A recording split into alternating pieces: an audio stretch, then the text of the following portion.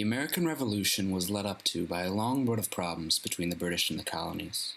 As the British wronged the colonies during the years following the French and Indian War, the colonies' desire for independence grew. These acts and injustices by the British are clear causes of the American Revolution and eventually drive the colonies into a long-awaited rebellion. The first major cause of the American Revolution was the French and Indian War that lasted from 1754 to 1763. The French and Indian War began due to conflicts over British and French land claims in America. The war ended with the victorious British deeply in debt and demanding more money from the colonies. With the colonies having helped to defeat the French, they became less dependent on Britain for protection. Following Britain's acquisition of the French territory in North America, King George III issued the Proclamation of 1763. This forbade settlers from settling past an imaginary line that ran along the Appalachian Mountains. Although the British did not mean to harm the colonies by doing this, many colonists were offended and aggravated at Britain for doing so. Since the colonists weren't paying tax on the sugar from triangular trade as they were supposed to, Britain passed the first of a series of acts that would infuriate the colonists, the Sugar Act. The act told colonists to use molasses instead of pure sugar so that pure sugar could be sent to British troops overseas. This angered the colonists because they had no desire to promote British troops when they weren't recognized as being equal to British people. In 1764, Samuel Adams organized the Committees of Correspondence. These helped to keep colonists informed and also helped to maintain anti-British sentiment throughout the colonies through shared letters and propaganda. In 1765, Britain passed the Quartering Act. This act was the first to truly anger the colonists because it forced all colonists to house and feed British soldiers if asked. This act invaded the colonists' homes and left many families hungry and sleeping on the floor. Later that year, Parliament passed the infamous Stamp Act. This required colonists to pay tax on all documents or purchased goods packaged in paper. For the first time, there was a large movement against the Crown. Stamp Act collectors became targets for arson by the Sons of Liberty, a group led by Samuel Adams, and other patriot rebel groups. They were often tarred and feathered in public and often died from the experience. In response to the act and the public outcry it caused, the Stamp Act Congress was established and the phrase "no taxation without representation" was popularized. The popular political cartoon Join or Die, made by Benjamin Franklin during the French and Indian War, was also used at the Congress and as propaganda to encourage the colonies to unite against Britain. 27 delegates from 9 colonies met in New York City and drew up the Declaration of Rights and Grievances. This document was a list of all the things the colonists were angry about. It was sent to King George III and was ignored, for granting the colonists' requests would legitimize them and give them a sense of independence. In response, the colonies signed anti-importation agreements to boycott British goods. In 1766, Britain passed the Declaratory Act as a way to repeal the Stamp Act without giving the colonists a sense of achievement. It states that the British repealed the Stamp Act purely based upon their own wants and not because of the colonists. In 1767, the Prime Minister passed the Townshend Acts. This was much broader and taxed things like glass, lead, paint, paper, and tea. They were external taxes to raise money for governors' salaries. This makes the colonists furious. In response to this, a wealthy farmer from Pennsylvania named John Dickinson writes the Letters from a Farmer in Pennsylvania. These say how there is a problem with paying taxes on something that doesn't benefit you.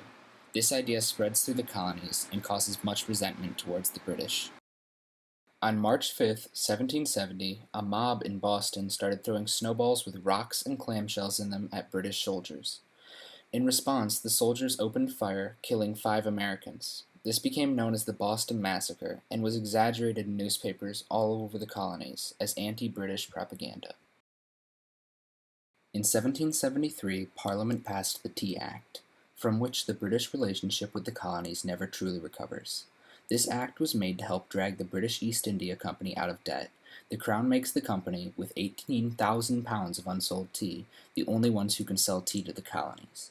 Even though this tea actually costs less, the colonies suspect the British are trying to trick them. In response, the Sons of Liberty dressed up as Native Americans and in the middle of the night dumped 342 chests of tea into the Boston harbor. This is known as the Boston Tea Party. In response to the Boston Tea Party, Britain passed the Coercive Acts, also known as the Intolerable Acts, to punish the colonies and get the money back that they lost. These acts did four main things. They closed Boston Harbor, revoked the Massachusetts Charter to make it a royal colony, the Quartering Act was brought back, and suspects in the Boston Tea Party were sent to England, where they would end up receiving an unfair trial. These actions made the colonists furious, and all but destroyed their relationship with Britain. In an effort to unite to create change, the First Continental Congress was created. All the colonies except for Georgia attended, and important characters in American history such as George Washington and John Adams were there. The Congress wrote the Suffolk Resolves, a document which expressed their anger while denoting the Intolerable Acts, promoting the boycotting of British goods and the refusal to pay taxes, and saying that the colonies might have to fight back but were not yet looking for independence. In April of 1775, British troops were ordered to take over an arsenal at Lexington and capture Samuel Adams and John Hancock. The Minutemen warned them of the approaching British, with Paul Revere yelling, "The Redcoats are coming." The British win the battle and take control of the arsenal, killing a few Americans.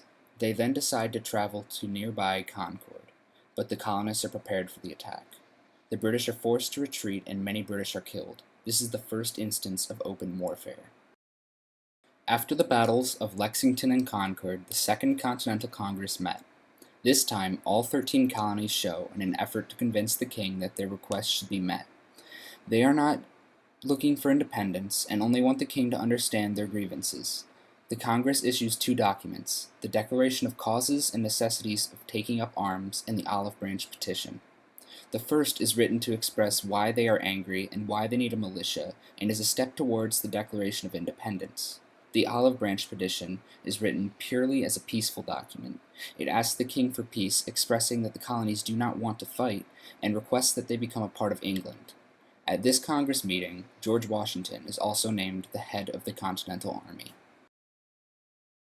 When two military patriots, Ethan Allen and Benedict Arnold, took Breed's Hill, the British were ordered to take them down. The position they held was very strategic, and when the British attacked, their forces got mowed down by the Patriots.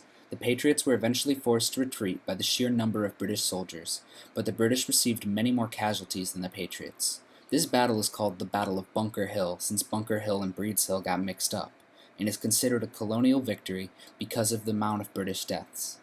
In response to this battle, the king declares the colonies in full rebellion. In doing so, he hires 18,000 Hessian mercenaries, which were brutal hired warriors. He burns down 2 port cities, and he offers freedom to any slave who fights for Britain. Towards the end of 1775, Thomas Paine wrote a document called Common Sense. In it, he said things such as, "Nowhere in the natural world does a satellite rule over a planet. Nowhere in the natural world does an island rule over a continent, and it is time to part." This idea that the relatively small country of England should not rule over the vast colonies gave the message that if the colonies should work together, they could break free. In July of 1776, with the king's actions in declaring rebellion in mind, Thomas Jefferson wrote the Declaration of Independence. It declared complete freedom from England and defined the colonies as their own separate body. In it is written that all men are created equal, and everyone has the right to life, liberty, and the pursuit of happiness. These ideals were heavily influenced by Common Sense by Thomas Paine. The signing of this document marks the start of the American Revolution and the beginning of a free nation.